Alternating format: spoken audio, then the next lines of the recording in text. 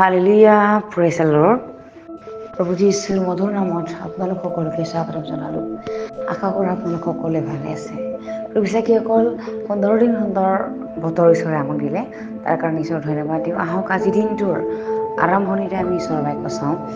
আজি বাক্য আমি লৈছোঁ হিতুপদেশ 21 অধ্যায়ৰ 31 পদ।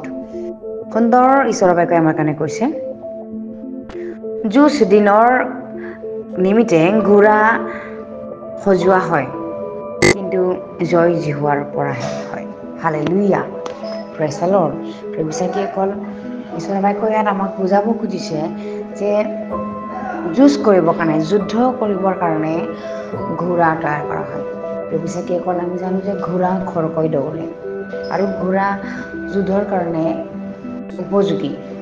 ঘোঁৰাৰ পিঠিত উঠি আগৰ দিনৰ ৰজা মহাৰজাসকলে যুঁজ কৰিছিলে সৈন্য সমান্তৰালকৈ। আমি যদি আমাৰ বাইবেলতে যদি চাওঁ, দাউদৰ দিনত,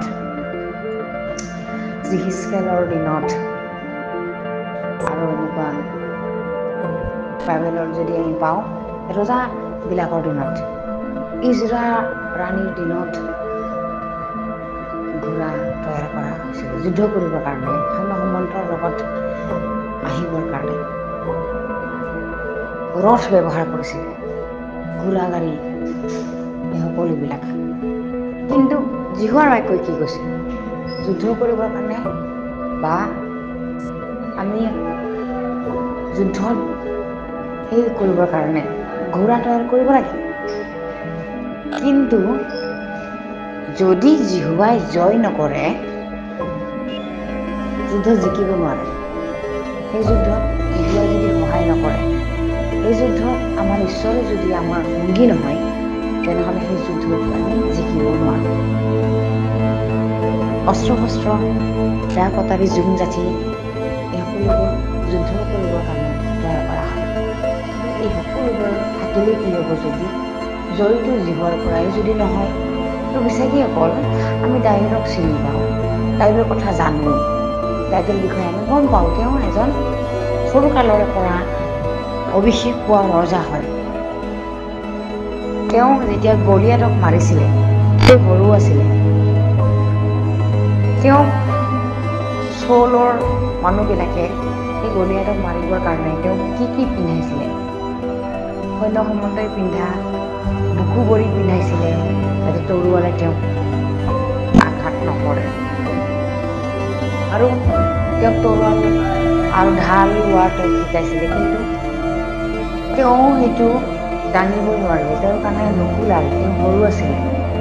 কিন্তু সেই গলিয়াতক কি মাৰিলে যে তেওঁ এটা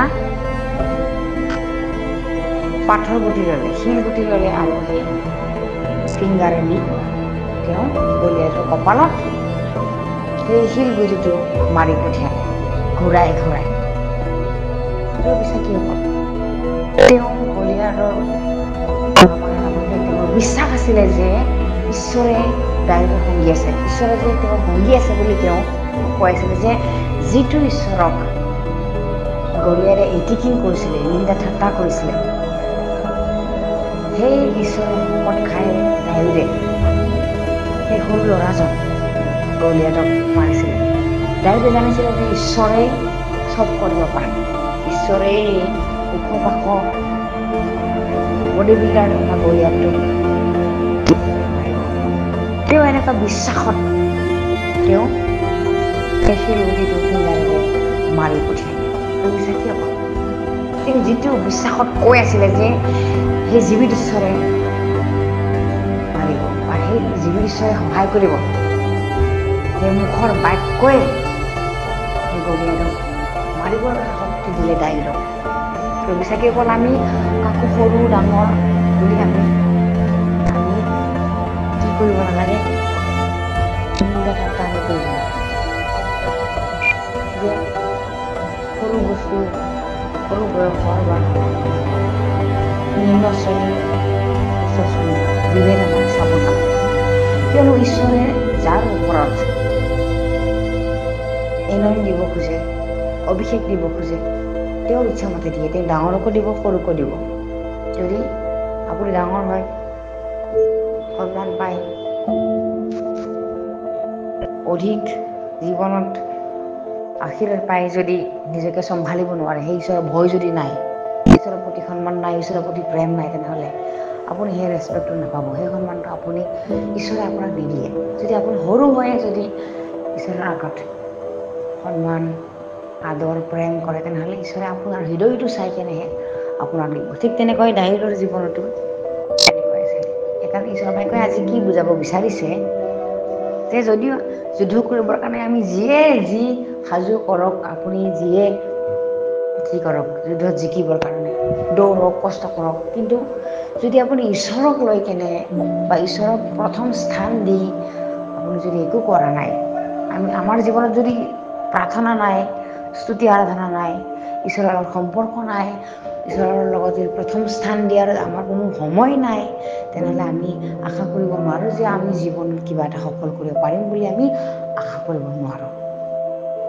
সেইকাৰণে যুঁজিব পৰা যায়, হাই কাজিয়া কৰিব পৰা যায়, অধিকাৰ কৰি হাতত কৰি ল'ব কাৰণে মন যায়, কিন্তু যদি জিহুৱাই আপোনাক নিদিয়ে, যদি আপোনাক জিহুৱাই ইচ্ছা নকৰে আশীৰ্বাদ কৰিবলৈ, তেনেহ'লে আপুনি কেতিয়াও কাঢ়ি ধুনি ঠেলি গলঠিয়াই খেদি পঠিয়াই কাঢ়ি ল'ব নোৱাৰে, যদি ঈশ্বৰ জিহুৱাই নিদিয়ে। পিছে কি ক'ল, আমি ওপৰৰ ছাল, ওপৰৰ চেহেৰাটো চাওঁ, কিন্তু ঈশ্বৰৰ জিহুৱাই মনটো চায়। আপুনি কিমান তেওঁৰ প্ৰতি প্ৰেম কৰে, আপুনি কিমান তেওঁৰ প্ৰতি ভয় কৰে, কিমান তেওঁৰ প্ৰতি আপুনি আসক্ত, সেই হিচাপেহে আপোনাক দিব। বাইবেলে কৈছে তুমি যি জোখেৰে জোখা তোমাকো সেই জোখেৰে জোখা হ'ব। হালেলুয়া। যদি আপুনি গভীৰ হিচাপে ঈশ্বৰক প্ৰেম কৰে, গভীৰ হিচাপে ঈশ্বৰক প্ৰথম স্থান দিয়ে, তেনেহ'লে আপোনাকো আপোনাৰ জীৱনত ঈশ্বৰে উন্নতি কৰিব। ঠিক তেনেকৈ আমি যিমানে চেষ্টা কৰোঁ নিজৰ জীৱনত উন্নতি কৰিবৰ কাৰণে বা নিজৰ আমি জীৱনত সফল হ'বৰ কাৰণে চেষ্টা কৰোঁ, এতিয়া আমি দেশত হাংগামা, যুদ্ধ, হাই কাজিয়া, সকলোবিলাক মন্ত্ৰী MLA এইবিলাক যিমানবিলাকৰ যুঁজ বিবাদ চলি আছে, কোনে জিকিব, কোনে হাৰিব, কোনে কি কৰিব, কিন্তু যদি সেই ঈশ্বৰ জিহুৱা, সেই সৃষ্টিকৰ্তাক যদি সমৰ্পণ নকৰে এই সকলো চিন্তাৰ ভাৰবিলাক, তেনেহ'লে যিমানে বাৰুদ, যিমানে সঁজুলি তৈয়াৰ কৰক, যুদ্ধত জিকিব নোৱাৰে। কিয়নো জিহুৱাৰ পৰাহে জয়টো আহে। বাইবেলে কৈছে কিন্তু জয় জিহুৱাৰ পৰাহে। চাগে গ'ল মচিৰ দিনত আমি দেখিবলৈ পাওঁ, মচি যেতিয়া যুদ্ধ কৰিছিলে হাৰুণ আৰু মচি জয় কৰিছিলে। মচিয়ে যোনফালে হাত দাঙি সেইফালে জয় হয়, মচি হাত পেলাই ধৰা মানুহ মৰি যায়, মৃত্যু হয়। শেষৰ সময়ত দুয়োখন হাতে তেওঁ উঠাবলগীয়া হয়। যিসকল ঈশ্বৰ পৰাক্ৰমী হয়,